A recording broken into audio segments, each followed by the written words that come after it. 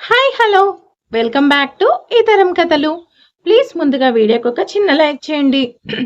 లైక్తో పాటు హ్యాపీ ఇవ్వండి. ఈరోజు కథ నువ్వే నా శ్వాస పార్ట్ 96. కథను రచించిన వారు అనురాధ గారు, వాయిస్ ఓవర్ శ్వేత. ఇక లేట్ చేయకుండా కథలోకి వెళ్ళిపోదాం. విక్రమ్ మెల్లిమెల్లిగా ఊరి వాళ్లల్లో ధైర్యం నింపే ప్రయత్నం చేస్తూ అందరి దృష్టిలో మంచివాడు అనిపించుకుంటూ ఉన్నాడు.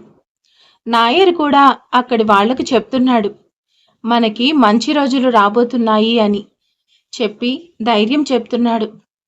ఊరి వాళ్ల సీక్రెట్ మీటింగ్స్ కోసం జాగ్రత్తలు తీసుకుంటూ శక్తి మనుషులకి ఎటువంటి సందేహం కలగకుండా విక్రమ్ నడుచుకుంటూ ఉన్నాడు. అక్కడి వాళ్లల్లో కాస్త ధైర్యం, నమ్మకం కలిగాయి.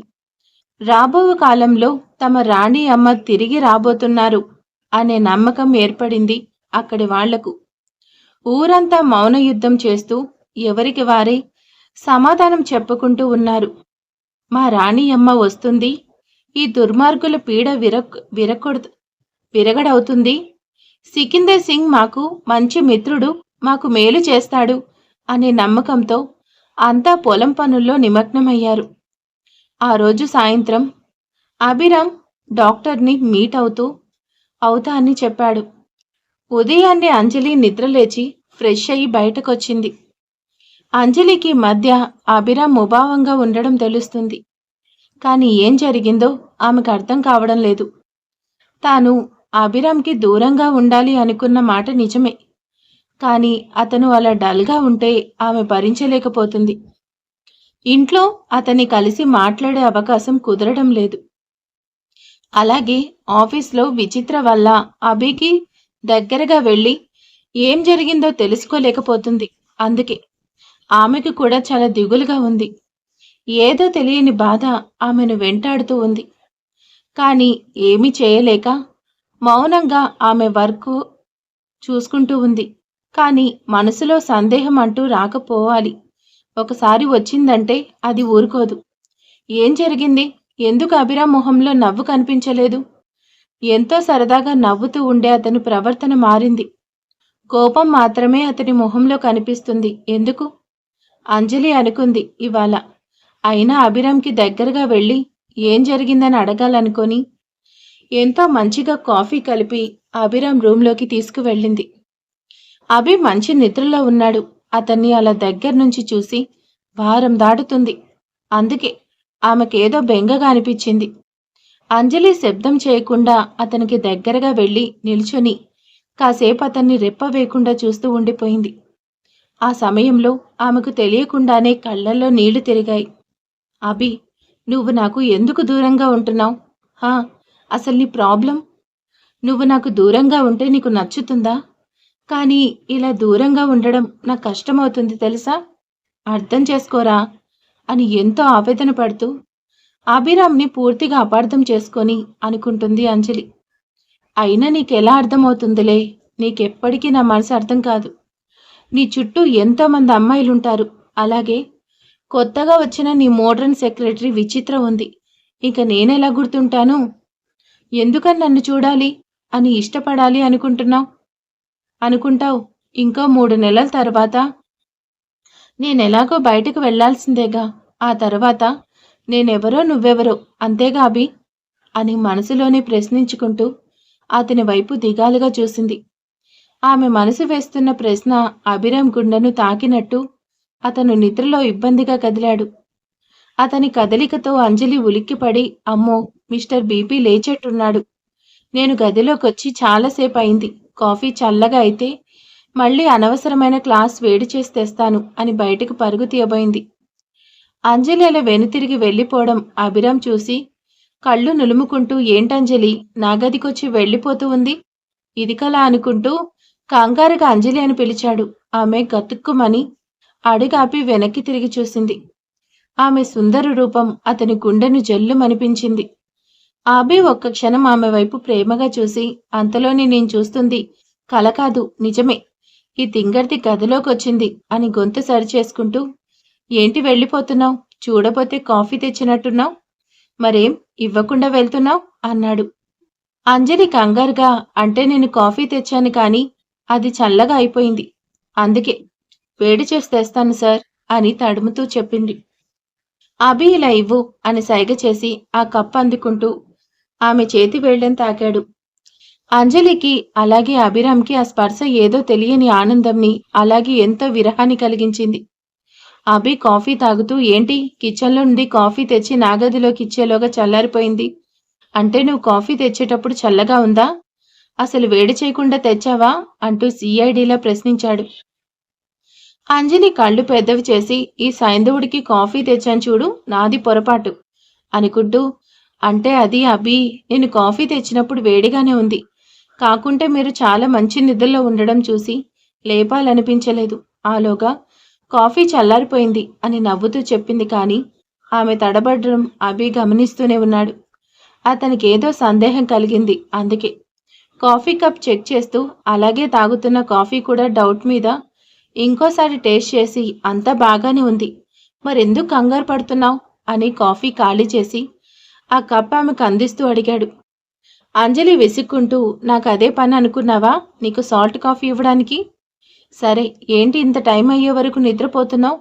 ఇవాళ ఆఫీస్లో చాలా వర్క్ ఉంది. గుప్తా వాళ్ళు వస్తున్నారు. మీ సెక్రటరీ మీటింగ్ కోసం చెప్పలేదేమో. వెళ్ళి రెడీ అవ్వు. మళ్ళీ లేట్ అయితే మా ఎండి గారు మాట పడాలి. అలాగే నాకు కూడా ఆఫీస్లో చాలా వర్క్ ఉంది అని అతన్ని దబాయిస్తూ మెల్లిగా అక్కడి నుంచి ఎస్కేప్ అయ్యి బయటకు వచ్చింది. అభి నవ్వుకుంటూ ఈ అంజలిని ఎలా అర్థం చేసుకోవాలో దేవుడా అనుకొని స్నానం చేసి రెడీ అయ్యాడు. అభిరామ్ బట్టలు ధరించి ఆపై అతని కోటు వేసుకున్నాడు.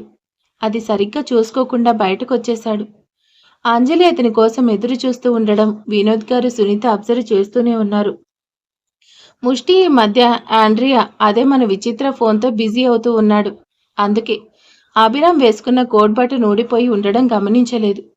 లేదు అంటే ఆ సౌత్ ఇండియా సూపర్ స్టార్కి అన్ని విషయాలు కావాలిగా. అంతా బ్రేక్ఫాస్ట్ పూర్తి చేసుకుని ఆఫీస్కి వెళ్లారు. అక్కడికి వెళ్ళాక ఎవరి పనిలో వాళ్ళు బిజీగా ఉన్నారు. అంజలి క్యాబిన్లో కూర్చొని అభిరామ్ క్యాబిన్ వైపు చూస్తూ ఉంది. ఆమెకు విచిత్రపై ఎక్కడలేని ఈర్ష్య కలుగుతుంది.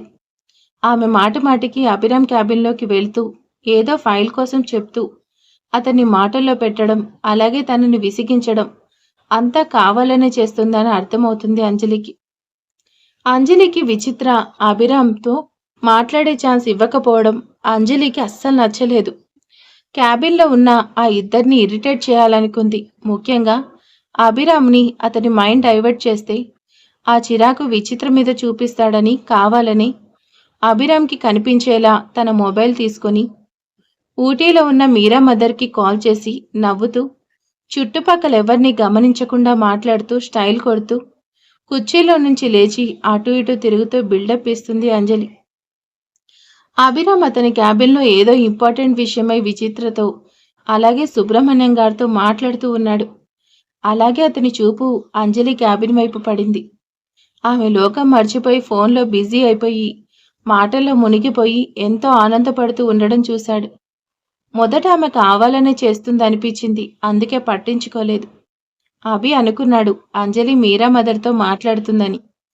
లైట్ తీసుకొని అతని ముందు ఉన్న వాడితో మాట్లాడుతూ సుబ్రహ్మణ్యం గారితో కొన్ని అకౌంట్ విషయాల కోసం చెప్తూ ఇంకో నెలల్లోగా ప్రాజెక్టు పూర్తి చేయాలి గుర్తుందిగా.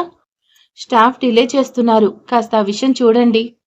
ముష్టివర్ధన్కి సంబంధించిన పని వివరాలు ఆండ్రియాకి చెప్పి కొన్ని ఫైల్స్ ఆమె చేతికిచ్చి ఇవి వాడికి అందించి వాడిని ఇవాళ మొత్తం డేటా ఎంటర్ చేయాలని చెప్పు. అలాగే నువ్వు నీకు ఇచ్చిన స్టాక్ డీటెయిల్స్ సంబంధించిన మెటీరియల్స్ అంతా ఆ ప్రసాద్ దగ్గర ఉన్న మెటీరియల్తో టాలీ చేసి నా క్యాబిన్కి తీసుకురా అని చెప్పి పంపించాడు. ఆమె అభి చెప్పిన పని జాగ్రత్తగా చేస్తూ ముష్టి క్యాబిన్ వైపు వెళ్ళిపోయింది. అంజలి ఇంకా మాటలాపలేదు. అభి ఆమెను గమనిస్తూనే ఉన్నాడు. అతనికి ఎదురుగా సుబ్రహ్మణ్యం గారు ఉన్నారు. ఆయన్ని మీరు వెళ్ళి స్టాఫ్ అందరికీ వర్క్ డిలే కాకూడదని చెప్పండి, ఇంకా వెళ్ళండి అని అరిచినట్టు చెప్పాడు. అభిరామ్ ఉన్నట్టుండి అలా కసురుకున్నట్టు మాట్లాడేసరికి అతను అర్థం కానట్టు చూస్తూ కాస్త కంగారు పడి బయటకు వెళ్ళి ఆ కంగారు భయం స్టాఫ్ మీద చూపించి బాస్ చాలా కోపంగా ఉన్నారు, వర్క్లో ఎటువంటి పొరపాటు ఉండకూడదు అని చెప్పి అతనికి అప్పచెప్పిన పనిలో అతను నిమగ్నమయ్యాడు. అంజలి మీరా మదర్తో మాట్లాడుతూ అభిరామ్ క్యాబిన్ ఖాళీగా ఉండడం చూసి అంతా ఎక్కడికి వెళ్లారు అనుకుంటూ సరే మదర్, నైట్కి కాల్ చేస్తా బాయ్ అని చెప్పి ఫోన్ పెట్టేసింది. సరిగ్గా ఆమె ఫోన్ కట్ చేసిన సమయానికి సురేంద్ర ఆమెకి కాల్ చేశాడు. అతని ఫోన్ కాల్ అంజలి ఎక్స్పెక్ట్ చేయలేదు. అలాగే ఆమెకు కాస్త కంగారు అనిపించింది. ఇతనేంటి ఇప్పుడు ఫోన్ చేస్తున్నారు? అమెరికా వెళ్ళాను అన్నాడుగా అంటూ అనుమానంగా ఫోన్ లిఫ్ట్ చేసింది. అవతల నుంచి సురేంద్ర ఎంతో ఆతృతగా అంజలి, ఎలా ఉన్నావు? ఇన్ని రోజులైంది మీతో మాట్లాడి అని ఎంతో ప్రేమగా అడిగాడు. అంజలి చుట్టూ చూసింది. ఎవరూ కనిపించలేదు. ఈ మిస్టర్ బీపీ ఎటుపోయాడు అనుకుంటూ, హలో సురేంద్ర గారు, బావున్నారా? నేను బాగానే ఉన్నాను అని చెప్పింది. సురేంద్ర సంతోషంగా నవ్వుతూ, అంజలి, నేనివాళ ఇండియా రిటర్న్ అవుతున్నా. అక్కడికొచ్చాక మీకు కాల్ చేస్తాను. మీతో చాలా ముఖ్యమైన విషయం మాట్లాడాలి అని చెప్పాడు. అంజలి సరే అని చెప్పింది. అతను ఓకే బాయ్ అంటూ ఫోన్ కట్ చేశాడు. సరిగ్గా అదే సమయానికి అభిరామ్ తుఫాన్లా అంజలి క్యాబిన్ వైపు వచ్చాడు. అంజలి అతన్ని చూసి కాస్త కంగారు పడింది. అతను సీరియస్గా ఆమె వైపు చూస్తూ, ఏంటి నువ్వు ఆఫీస్కి దేనికొచ్చావు? ఇందాకటి నుంచి చూస్తున్నా, ఒకటే ఫోన్, ఎవరితో అంటూ ఫోన్ లాక్కున్నాడు. ఆమె బ్యాడ్ లక్, ఆ ఫోన్ లాస్ట్ కాల్ సురేంద్రది అవ్వటం అభి అనుకున్నాడు. ఇంతసేపు అంజలి అతనితో మాట్లాడుతూ ఉంది అని, అది కూడా అంత నవ్వుతూ. చుట్టూ ఉన్నవారిని పట్టించుకోకుండా, ఓ దారుణం, అంతే. అతనికి ఎక్కడ లేని కోపం వచ్చింది. ఏయ్, వీడితో మాట్లాడడానికి ఆఫీస్ సమయాన్ని వేస్ట్ చేస్తున్నావా? వాడో వేస్ట్ ఫెలో అని అరిచాడు అభిరామ్. అంజలి కాస్త కంగారు పడి, అది కాదు సార్, నేను అని ఏదో చెప్పాలనుకుంది. అభి ఆమెకు చెప్పే అవకాశం ఇవ్వలేదు. అంజలి మాట వినిపించుకోకుండా, ఆఫీస్ వర్క్ అవర్స్ అయ్యే వరకు నీకు ఫోన్ తిరిగి ఇవ్వను. ఇంకో 1 అవర్ ఉంది ఆఫీస్ వర్కింగ్ అవర్స్ పూర్తవ్వడానికి. ఆ తర్వాత నా క్యాబిన్కి వచ్చి నాకు సారీ చెప్పి ఫోన్ తీసుకో అని కోపగించుకుంటూ విసురుగా వెళ్ళిపోతూ వెనక్కి తిరిగి చూడు అరుస్తూ చెప్పాడు. నాకు నచ్చని పనులు చేశావో అస్సలు ఊరుకోను చెప్తున్నా అని ఎంతో ఉడుక్కుంటూ ముందుకు వెళ్ళబోయాడు. అంజలి చెప్పేది వినిపించుకోకుండా అభి దారుణంగా మాట్లాడేసరికి ఆమెకు కోపం వచ్చి, నేను మీకు సారీ చెప్పి ఫోన్ తీసుకోవడం కాదు, మీరే నాకు సారీ చెప్పి నా ఫోన్ నాకు ఇచ్చేలా చేసుకుంటా, అది కూడా ఈ 1 అవర్లో, చూస్తూ ఉండండి అని ఛాలెంజ్ చేసింది. ఆమె అభి నవ్వుతూ, ఏడిసావు, ముందు పంచుడు అని వెటకారంగా నవ్వి వెళ్ళిపోయాడు. అభి నిర్లక్ష్యం, తానేమీ చేయలేను అన్నట్టు నవ్వడం చూసి ఆమెకు ఎక్కడ లేని కోపం వస్తుంది. నేను చెప్పేది వినిపించుకోకుండా వెళ్ళిపోతావా? చెప్తా నీ సంగతి అని ఆవేశపడుతూ అటూ ఇటు తిరుగుతూ ఏం చెయ్యాలి అని ఆలోచిస్తూ ఉంది. అభిరామ్కి ఎక్కడ లేని కోపం వస్తుంది. అంజలికి అసలు ఏం పని ఉంది ఆ ఈడియట్తో అంతసేపు మాట్లాడాల్సిన అవసరం ఏంటి? వాడితో మాట్లాడితే నాకు నచ్చదని తెలిసి కూడా అంతసేపు ఏం మాట్లాడింది? నా కొళ్ళు మండుతుంది. అంజలి, నీ తింగర్ పనులు ఎప్పుడు మాంతావు? అతనికి బాధ, కోపం, జెలస్ కలిపి ఎంతో వేదనకి కలిగిస్తున్నాయి. అంజలి ఆ సురేంద్ర మాయలో పడుతుందేమో అని అతని భయం. కానీ అంజలి అప్పుడే అతనితో మాట్లాడిందని అతనికి అర్థం కాలేదు. అభి విసురుగా అతని క్యాబిన్లోకి వెళ్ళాడు. అంజలి ఫోన్ పక్కన పెట్టబోతూ ఆ ఫోన్ కాల్స్ లాగ్ ఒకసారి చూడాలనుకున్నాడు. కానీ అది సరికాదని అతనికి తెలుసు.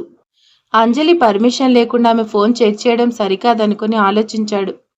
అంతలోనే ఎక్కడ లేని కోపం తెచ్చుకొని, ఎందుకు వీలు కాదు, నేను చూస్తాను, ఆమె నా శశి మేఘన, నేను మేఘన బావ సూర్యతేజ, నేను ఎందుకు చూడకూడదు అనుకొని ఫోన్ లాక్స్ చూశాడు. అందులో కాల్ వివరాలున్నాయి. అంజలి లాస్ట్ కాల్ సురేంద్రతో ఉంది. ఆమె సురేంద్రతో ఒక 30 సెకండ్లు మాట్లాడినట్టుంది. అంతకుముందు కాల్ మీరా మదర్తో 3/4 గంట మాట్లాడింది. అంటే అంజలి సురేంద్రతో ఎక్కువ సమయం మాట్లాడలేదా? ఇంతసేపు ఆమె మాట్లాడింది మీరా మదర్తోనా? అంతేకాకుండా అంజలి వాడికి కాల్ చేయలేదు, వాడే అంజలికి కాల్ చేశాడు. ఓ నో రాస్కెల్, ఏంటట వాడికి అంజలికి కాల్ చేయాల్సిన అవసరం? అయినా నేను తొందరపడ్డాను, ఛా, అనవసరంగా అంజలిని తిట్టాను, పంతంగా ఫోన్ లాక్కొచ్చాను అని దిగాలుగా అంజలి క్యాబిన్ వైపు చూశాడు. అంతే. అక్కడ సీన్ చూసి అభి షాక్ అయ్యాడు. ఆమె టేబుల్ దగ్గర 1/2 లీటర్ కూల్ డ్రింక్ బాటిల్ పెట్టుకొని తాగుతూ కనిపించింది. అది కూడా ఎంతో స్టైల్గా బిల్డప్ ఇస్తూ. అతను తిడతాడనే భయం కూడా ఆమెకు లేకుండా చేస్తుంది. అభి అంజలి వైపు గుర్రుగా చూస్తూ సర్లే నాదే తప్పు, ఇప్పుడు తప్పుతుందా అనుకొని చూసి చూడనట్టు మొహం తిప్పుకొని కంప్యూటర్లో మొహం పెట్టుకొని వర్క్ చేసుకునే ప్రయత్నం చేస్తున్నాడు. అంజలికి ఇంకా పంతం ఎక్కువైంది. ఏంటి డోస్ సరిపోలేదా, చెప్తా ఉండు అని లోకేష్ని పిలిచి కొన్ని ఫుడ్ ఐటమ్స్ చెప్పింది. అతను తలగోకుంటూ సరే మేడం అని వెళ్ళిపోయాడు. అతను ఒక 5 నిమిషాల్లో స్ట్రాబెరీ మిల్క్ షేక్, 2 గ్లాసులు, అలాగే ఒక family pack strawberry ice cream తెచ్చిచ్చాడు. అంజలి కంప్యూటర్లో ఒక పక్క వర్క్ చేస్తూ మిల్క్ షేక్ తాగుతూ ఉంది. అలాగే అభిరామ్ ఆమెను అబ్జర్వ్ చేస్తున్నాడో లేదో అని దొంగచాటుగా చూస్తూనే ఉంది. అభిరామ్ ఇంకా తన వర్క్పై దృష్టి పెట్టలేకపోయాడు. అంజలి తింగర్ పనులు చేయడం మొదలుపెట్టింది అని అతనికి అర్థమవుతుంది. ఆమె అల్లరి చూస్తుంటే అతనికి కోపం ఇంకా దుఃఖం కలుగుతుంది. ఏంటి ఇలా జరిగింది? అనవసరంగా అంజలిని రెచ్చగొట్టొచ్చాను. ఆమె మానాన ఆమె ఉంటే కోరి వెళ్ళి గొడవ పెట్టుకున్నాను. కర్మ అనుకొని తల కొట్టుకొని అంజలిని చూడనట్టుగా నటిస్తూ అతని గదిలో ఉన్న సీసీ కెమెరా వీడియో చూస్తూ లోపల ఆమెను తిట్టుకుంటూ అరే అంజలి వద్దు, నన్ను రెచ్చగొట్టుకు, ఊరుకొని చెప్తున్నా అనుకుంటూ బయటకొచ్చి ఏమీ చేయలేక మౌనంగా కూర్చొని చేతులు నలుముకుంటూ అతని పక్కనే ఉన్న మొబైల్ వంక కోపంగా చూస్తూ నీ వల్ల వచ్చింది అంతా నువ్వే చేశావు అని దాన్ని తిట్టుకొని ఏదో డేటా చెక్ చేస్తూ కూర్చున్నాడు.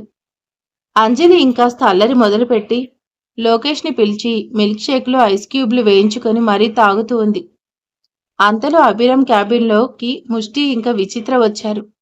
వాళ్ళేదో వర్క్ విషయం మాట్లాడబోతుంటే అభి చేతులతో సైగ చేసి ఆపి ఇప్పుడు నాకేం చెప్పకండి, కాస్త చిరాగ్గా ఉంది అని ఏదో ఇబ్బందిగా తడబడుతూ లోపల అంజలి అల్లరి పనులకు విసుక్కుంటూ షర్ట్ బటన్స్ తీసుకుంటూ ఊపిరి ఆడనట్టు ఫీల్ అవుతూ కనిపించాడు.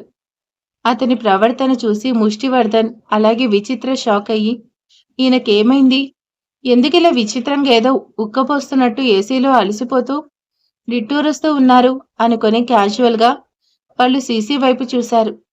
అంజలి చేస్తున్న అల్లరి పనులకు వాళ్ళకు కనిపించాయి. ఆమె ఫ్యామిలీ ప్యాక్ ఐస్ క్రీమ్ ప్లేట్లో పెట్టుకొని తినే ప్రయత్నం చేస్తూ కనిపించింది. అంతే. ముష్టి కెవ్వన కేక వేసి బాస్, మీ ఈ రియాక్షన్కి గల కారణం అక్కడ అంజలి యాక్షనేనా అని ఆతృతగా ఏమైంది, సిస్టర్ ఏకంగా ఐస్ క్రీమ్ పార్లర్ ఓపెన్ చేసింది అని అడిగాడు. అభి ఏడుపు మొహం పెట్టుకొని అతని చేతిలో ఉన్న అంజలి ఫోన్ చూపించి రే ముష్టి, టార్చర్ చేస్తుందిరా నీ సిస్టర్, నేను తన ఫోన్ లాక్కున్నాను అని అందుకిలా నన్ను ఆడుకుంటూ ఉంది అని చెప్పి అసలేం జరిగిందో చెప్పాడు. ముష్టి నోరు చాపి అయిపోయారు బాస్ అనుకున్నాడు. అతని మాటలు విన్న విచిత్ర గట్టిగా నవ్వి అంతలోనే కంట్రోల్ చేసుకొని నాకు ఒక విషయం అర్థమవుతుంది, అంజలి మీకు తాను ఏం చేస్తే నచ్చదో తెలుసు, అందుకే ఆ పనులు చేస్తుంది. అంటే బాస్, మీరు అంజలికి ఏం నచ్చదో ఆ పని చేయండి, అప్పుడు తానే దారికొస్తుంది అని సలహా ఇచ్చింది విచిత్ర. అభి అర్థం కానట్టు చూశాడు. కానీ ముష్టికి అర్థమైంది. వావ్ డార్లింగ్, నువ్వు సూపర్ అని మెచ్చుకొని బాస్, అంజలికి మందు అంటే నచ్చదు తెలుసుగా, మీరు డ్రింక్ చేస్తే అంజలి ఐస్ క్రీమ్ పార్లర్ మూసేస్తుంది, అసలే చలికాలం, పార్లర్ మూసేయాలి లేదంటే తుమ్ములు రావడం కన్ఫర్మ్ అని దిక్కుమాల సలహా ఇచ్చాడు. అభిరామ్ అతని వైపు గుర్రుగా చూస్తూ నేను తాగాలా, ఏ నిన్ను తన్నాలా అన్నాడు.